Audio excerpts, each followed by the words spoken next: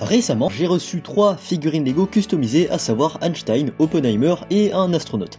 Ce que je trouve génial avec ces minifigs, c'est leur incroyable qualité et vous allez vite comprendre pourquoi. On commence tout d'abord avec le très célèbre Albert Einstein accompagné d'une taille tampographiée avec sa fameuse équation E égale mc2. Les impressions sont franchement quali avec une très belle tampographie sur le torse, mais dommage que le dos n'ait pas été imprimé. Le visage est très reconnaissable grâce à sa moustache, ses sourcils épais et bien sûr sa langue tirée en clin d'œil à la célèbre photo.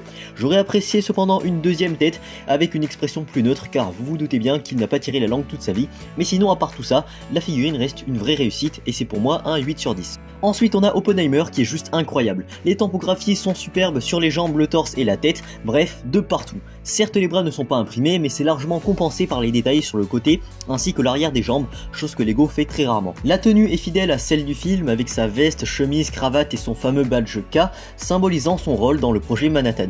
Mention spéciale à la ceinture qui est tampographiée à la fois sur le torse ainsi que sur le haut des jambes, c'est propre et c'est classe. La tête est reconnaissable notamment grâce à la cigarette, il est aussi fourni avec son célèbre chapeau qui renforce encore plus son charisme, ainsi que d'une taille tampographiée représentant le bulletin des scientifiques atomiques de mai 1954. Bref, vous l'aurez compris, c'est une figurine qui est juste parfaite, avec des accessoires bien pensés et une exécution irréprochable. C'est un 10 sur 10 pour moi. Et enfin, rien à voir avec les scientifiques cette fois, mais plutôt une superbe pièce pour les fans d'espace comme moi. Je possède déjà la navette spatiale Discovery sortie en 2021 et il me fallait bien une figurine pour l'accompagner. Sur cette figurine, on retrouve sans grande surprise la fameuse combinaison orange avec des tampographies réalistes comme le patch de mission, les poches sur les jambes ou encore le dock pour le casque. Les bras sont même imprimés avec un drapeau américain et ça c'est franchement classe. Le visage en revanche est un peu plus classique avec une tête jaune accompagnée d'un casque et j'ai même fait imprimer une petite plaque personnalisée avec mon nom pour exposer le tout à côté de la navette. Mais là vous vous demandez sûrement d'où viennent ces minifigurines ultra stylées.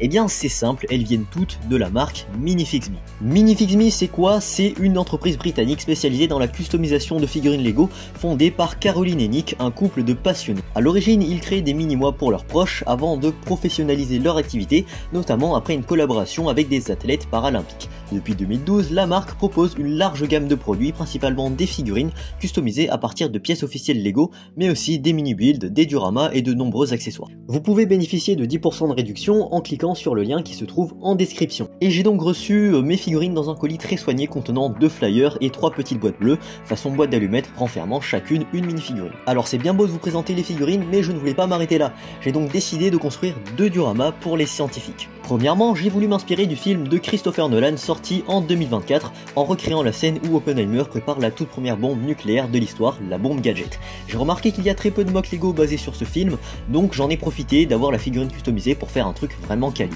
Après 2 bonnes heures de construction, voici le diorama.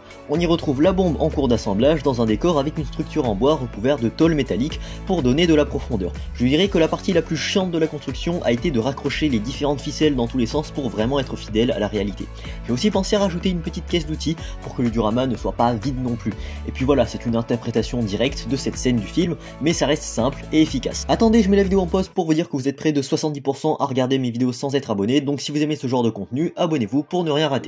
Ensuite, pour mettre en valeur la figurine d'Einstein, j'ai choisi une mise en scène un peu plus simple, faire son bureau. J'ai donc créé une base noire arrondie, un mur avec une bibliothèque où sont présents des tiles pour représenter des livres, un tableau noir avec son équation et surtout un bureau rempli de livres et de documents. Il m'aura fallu 2 bonnes heures pour concevoir ce petit décor. Le rendu me plaît beaucoup et je le trouve fidèle à certaines photos connues de son espace de travail. On reconnaît très bien le bureau en bazar d'un des plus célèbres scientifiques de l'histoire. Mais aujourd'hui, on va pas s'arrêter là.